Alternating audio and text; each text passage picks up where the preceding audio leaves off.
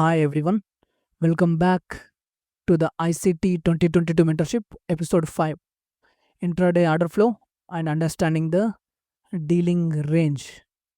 Okay, so ఈ episode 5 అనేది మెయిన్గా వచ్చేసి మనకి సేమ్ ఎపిసోడ్ 3 to 4కి కంటిన్యూయేషన్. ఓకే, బట్ ఇందులో మనం ఇంకో ఇంపార్టెంట్ థింగ్ మనం డిస్కస్ చేస్తాం.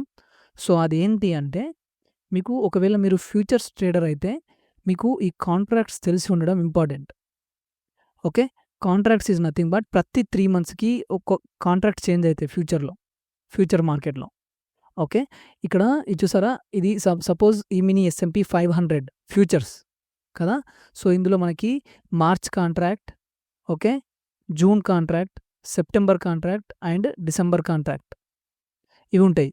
ఈ సింబల్స్ ఉన్నాయి చూసారా, ESH. హెచ్ అంటే మార్చ్ కాంట్రాక్ట్ అని, M అంటే జూన్ కాంట్రాక్ట్ అని, U అంటే సెప్టెంబర్ కాంట్రాక్ట్ అని, Z అంటే డిసెంబర్ కాంట్రాక్ట్ అని.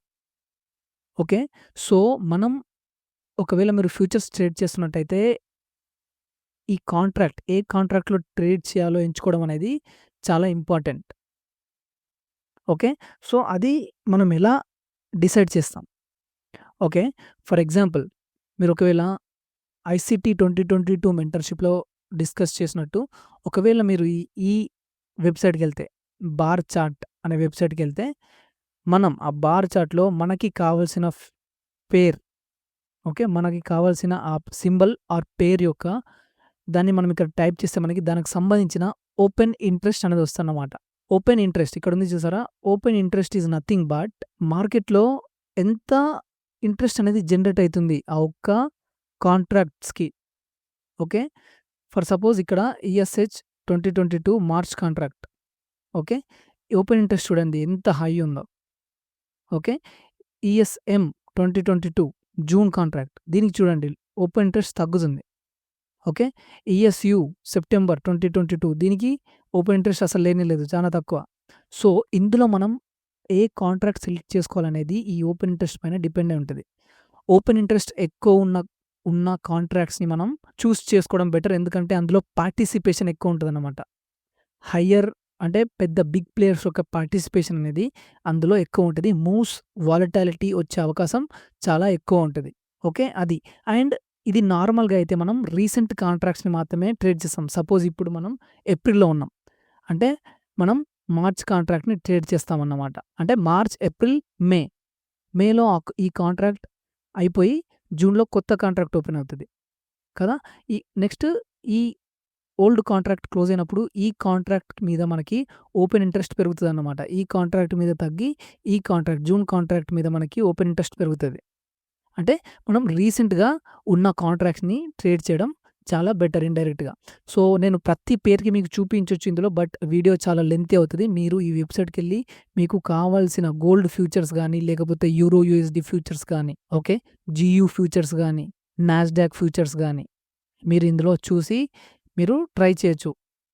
ఓకే, మీకు సంబంధించిన పేరుని మీరు ఇందులో ఈ కాంట్రాక్ట్స్ చూసి అసలు ఓపెన్ ఇంట్రెస్ట్ అంటే ఏంటి, వాల్యూమ్ ఏంటి, ఓకే, ఇవి మీరు చూడొచ్చు. నెక్స్ట్ చార్ట్ ఎగ్జాంపుల్స్కి వెళ్తే, సో ఇది సేమ్ ఎపిసోడ్ 2, 3, 4కి కంటిన్యూయేషన్. ఓకే, సో ఇందులో మనం నిన్న ఎపిసోడ్ 4లో డిస్కస్ చేసుకున్నట్టు మన ట్రేడింగ్కి టైమింగ్ అనేది చాలా ఇంపార్టెంట్, రైట్.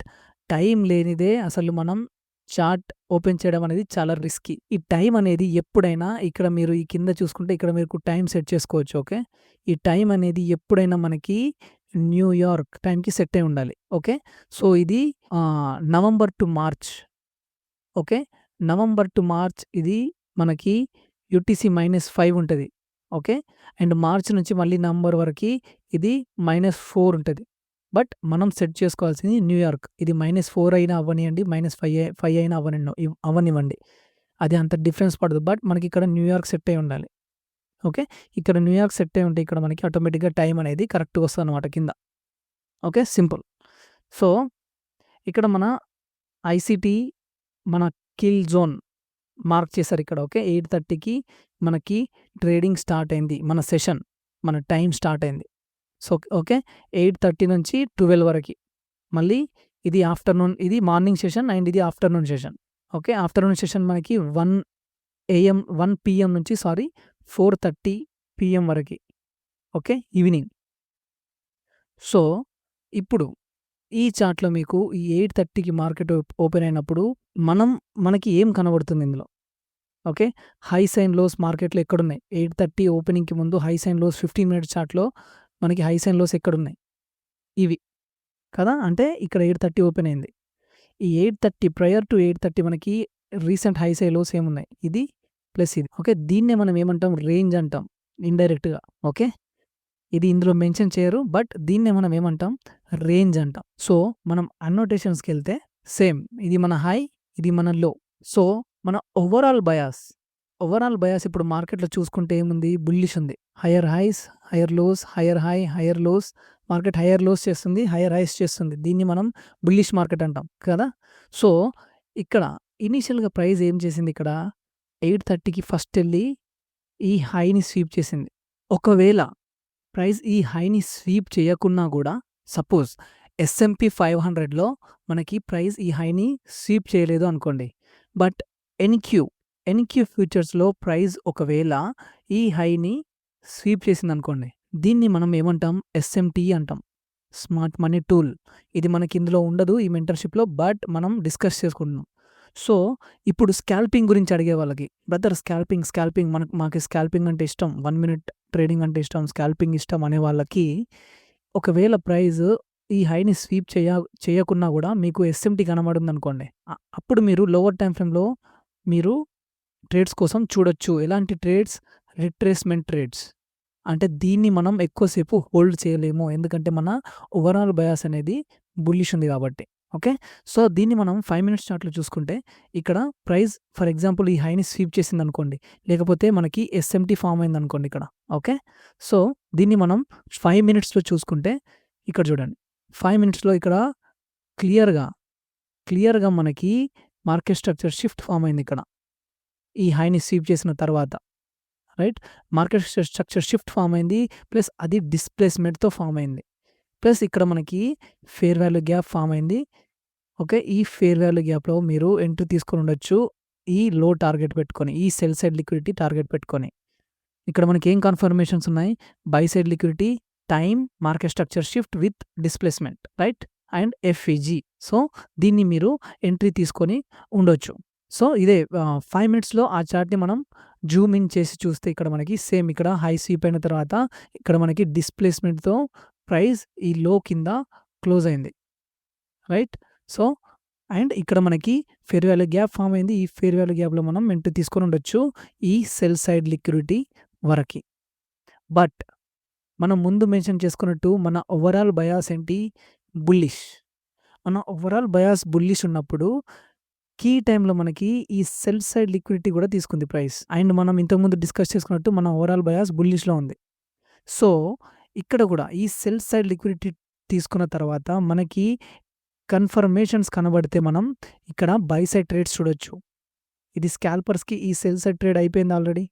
ప్లస్ ఈ బై సైడ్ ట్రేడ్ కూడా మనం ట్రెండ్ కంటిన్యూయేషన్‌లో చూడొచ్చు. ఇక్కడ మనకి ఈ స్వింగ్ హై పైన ప్రైస్ క్లోజ్ అయింది. ఇక్కడ చాపీగా ఉంది ప్రైస్. ఓకే. ఇది వర్క్ అవ్వచ్చు, అవ్వకపోవచ్చు. బట్ మన బయాస్ మనకి అలైన్‌మెంట్‌లో ఉంది కాబట్టి ఇది వర్క్ అయ్యే ఛాన్సెస్ ఓకే. ఓకే. సో, ఇక్కడ మనకి మార్కెట్ స్ట్రక్చర్ షిఫ్ట్ ఇచ్చింది ప్రైస్. ఓకే. అండ్ ఈ న్యూయార్క్ పీఎం సెషన్‌లో మనకి ప్రైస్ అనేది మన బయాస్ సైడ్ మనకి ట్రెండ్ అయింది. ఓకే. సో, అది మనం అంటే మన బయాస్ బుల్లిష్‌గా ఉంటే మనం సెల్ సైడ్ ట్రేడ్స్ తీసుకోలేము అని కాదు. సెల్ సైడ్ ట్రేడ్ తీసుకోవచ్చు. కానీ మనం వాటిని ఎక్కువ సేపు హోల్డ్ చేయలేము. ఓకే. దగ్గర ఉన్న ఈ టార్గెట్స్ దగ్గర మనం మన ట్రేడ్స్‌ని క్లోజ్ చేయడం చాలా బెటర్. ఎందుకంటే మన ఓవరాల్ బయాస్ బుల్లిష్ ఉంది కాబట్టి. ఓకే. అది. అండ్ ఇదే ఈ మెంటర్‌షిప్ ఎపిసోడ్ 5లో ఉన్న మెయిన్ కాన్సెప్ట్స్ ఇదే. ఒకటి మనం రిట్రేస్‌మెంట్స్‌లో ట్రేడ్ ఎలా తీసుకోవచ్చు. ప్లస్ మన బయాస్ అకార్డింగ్ టు బయాస్ మనం ట్రేడ్స్ ఎలా ప్లాన్ చేసుకోవచ్చు అనేది. ఓకే. సో, అది. And see you all in episode 6. అంతవరకు take care and thank you.